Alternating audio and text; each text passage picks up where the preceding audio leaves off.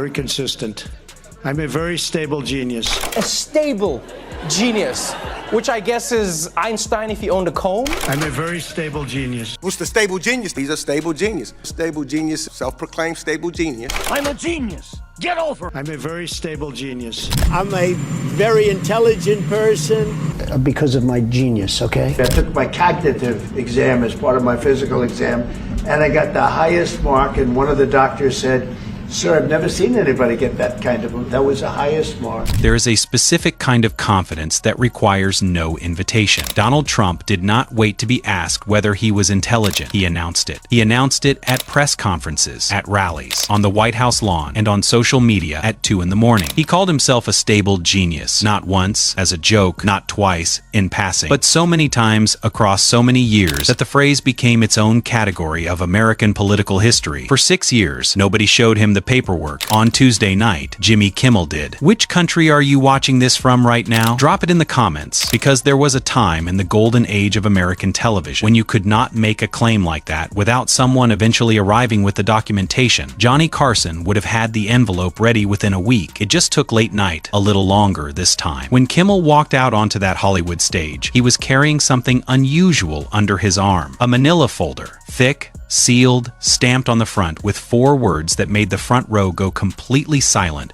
before he had said a single word. This is dramatized narrative, built on Trump's documented public boasts, his own statements about passing the Montreal Cognitive Assessment, and his repeated, unprompted claims of genius, all part of the public record for years. Kimmel did not open with a joke. He did not cue the band. He walked to his mark, held up the folder so the cameras could catch it, and said, "For 6 years, one man has been telling us he is the smartest person in any room. He has told us this at rallies. He has told us this on the White House lawn. He has told us this at 2 a.m. on social media," which is, notably, not when stable geniuses typically do their best thinking. The audience laughed. Kimmel did not. He said, "Last week, our president posted online that he had, quote, aced the cognitive test, the hardest cognitive test that the doctors were shocked by how well he did." White House doctors have reported he's in perfect health and that I aced, meaning was correct on 100% of the questions asked.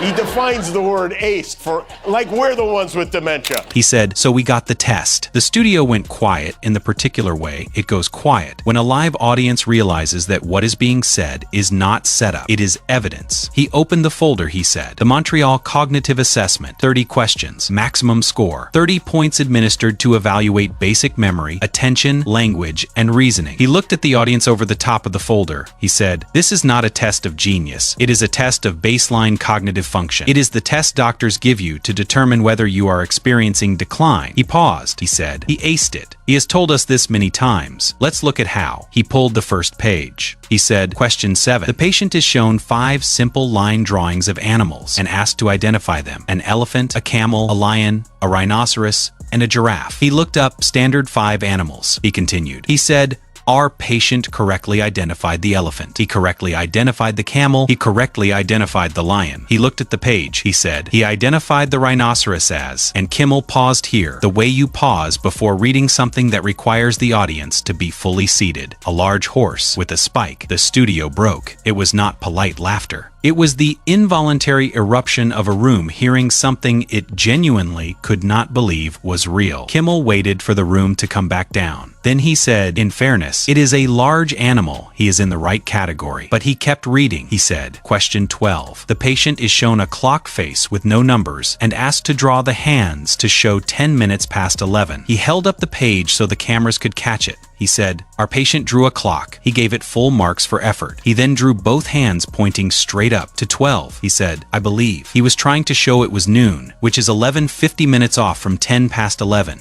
But, and Kimmel tilted his head, he drew a very confident 12. The audience was no longer laughing the way they laugh at a joke. They were laughing the way people laugh when reality exceeds the limits of what satire can do. The kind of laughter that has an edge of something else underneath it. If you are watching this and you grew up in an era when a man's words still had to be backed by something, subscribe and hit that like button, because the next page is the one that made 3 people in the front row put their hands over their mouths. Kimmel reached page 3. He said, "This section tests short-term memory and recall. The patient is given 5 words at the beginning of the test and asked to recall them at the end. The 5 words were face, velvet, church, daisy, red. He looked at the audience. He said, "Our patient was asked, at the end of the session, to recall as many of the 5 words as he could." He said, "Our patient recalled 4 words." He said, "face, church, red." And Kimmel looked at the paper and beautiful, which was not one of the words. He lowered the page. He looked into the camera. He said, he replaced the word daisy with beautiful. His own word. He inserted himself into the memory test. The studio sat with that for a long, still moment, because it was not just a test result. It was a window into something that the audience could not quite name, but could absolutely feel. Kimmel did not name it either.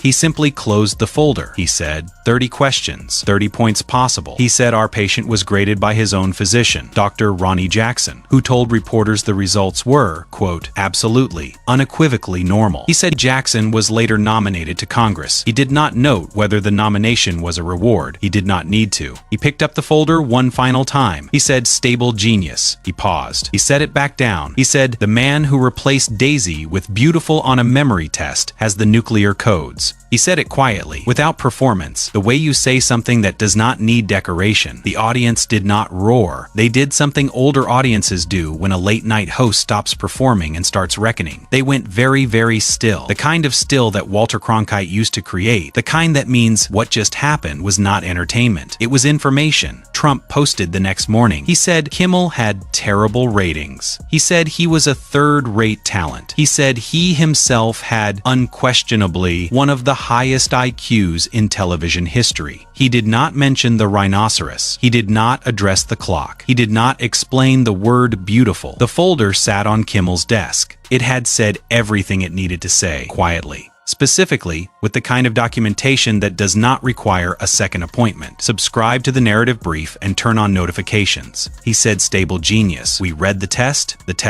did the rest. The patterns repeat. We slow them down.